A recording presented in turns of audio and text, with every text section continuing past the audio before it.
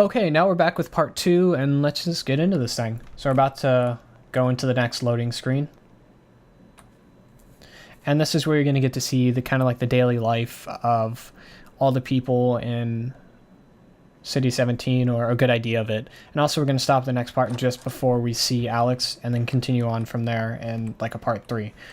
So you enter here, and instantly it's just completely just like everything else, but maybe more so destroyed, dilapidated. Any other words with D that just mean what I just said. Anyways, so you get to see these posters on the wall, and then walk up here. And I find it interesting that the game even has things like graffiti in it. You think in this type of society this would not be a thing that happens, just because even nowadays you can get in some major trouble for graffiti. Although I do love like the writing style of this right here. It's pretty nice. But everything else kind of looks like that gang graffiti style, which is bleh. So we're going to walk up and see more propaganda posters with this being locked off. And instantly a sound is going to be triggered of pounding on a door before you actually walk up the stairs. And you'll walk through this, and it's going to trigger an event of them walking through. Or not walking through, bursting through with force. And violently, presumably hurting somebody, I don't know. So we're going to walk through here and instantly just see this horrible, nasty, disgusting apartment with no door. Nothing. So there's no privacy. Anyone can walk in whenever they want, which means other people who live here too. And you can't think just because this is a society where everybody's oppressed that even people that are being oppressed aren't going to steal and hurt and do other things to other people. This has been known to happen in real life plenty of times. But anyway, so you walk in here, and there's this disgusting kitchen, which looks like it's still from a long, like, 1940s, 1950s. Just old. Anyway, so we'll talk to him. So see what I was talking about with the door. He's like, I didn't even know we had one still, because he's drunk, which I wouldn't blame. And you can see even here, there's still the screens. Sorry, my dog's just deciding to run into my room and burst through the door. Anyway, so back to the game. So again, you see through here, like the car just comes bursting in. And now stuff's getting real.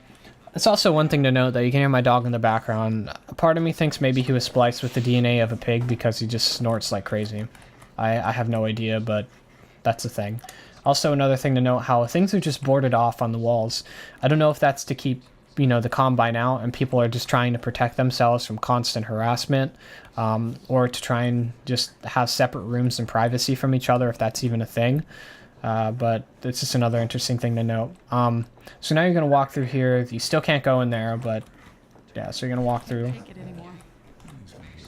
So I told you, he sounds like a pig. So with the oppression here, it's nice to see that it really shows that there's some people that are extremely suffering from this, and it's not just, you know, all this sucks. Like, people are really having trouble. I mean, what, you got a mattress to sleep on and like a half-assed table.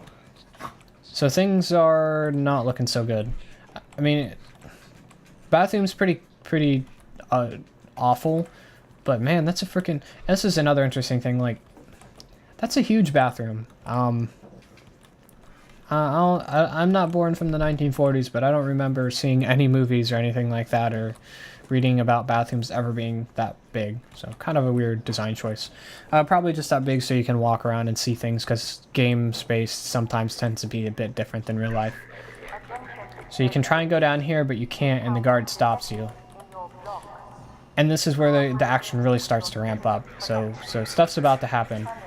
You can hear them coming off in the distance.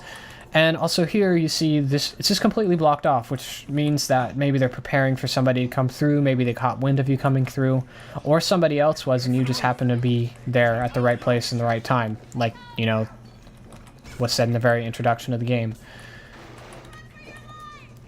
So now everybody is running, and the Combine is on your tail, so run, run, run, run, run, run, run. Thankfully you had the protection somewhat of all these blocked off hallways. Run, run, run, run, run. And also pretty heroic of him to, like, do that. That guy's so dead, but thank you.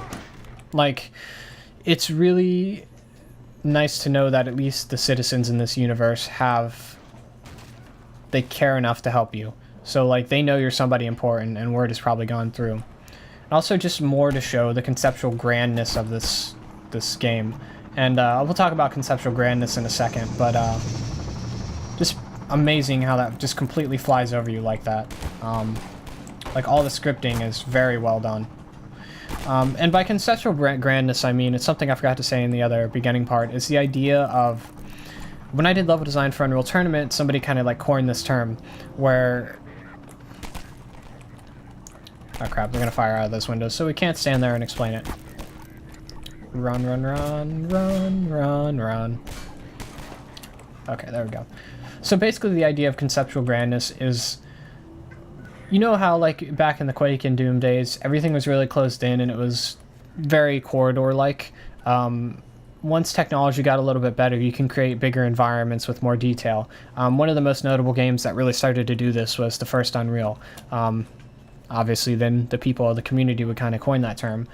So like when you walk out in City 17, you just see this huge space of buildings and stuff around you. And nothing feels closed in, and everything feels big and spacious. It feels natural. Like it's that same feeling if you're like born in a smaller city and you like walk and see this, you know, huge city with skyscrapers, and you walk into it and you get almost this feeling of vertigo that it's so big that it's, you know, even somewhat emotionally moving. That's what I'm talking about. So very cool. And also these little destroyer thingies, which we'll talk about later. But yeah, that's going to be it for this part. This is where we're going to meet Alex here pretty soon. Very interesting and great scripted event that's going to be coming up. But again, thank you guys for watching. I really appreciate you taking the time to watch. And again, if you have any comments on the video, please do. I think a discussion about Half-Life 2 would be really cool. Just keep it civil. You know, no stupid, retarded comments. Anyways, yeah, so that's that for this episode, and have a good one, everyone.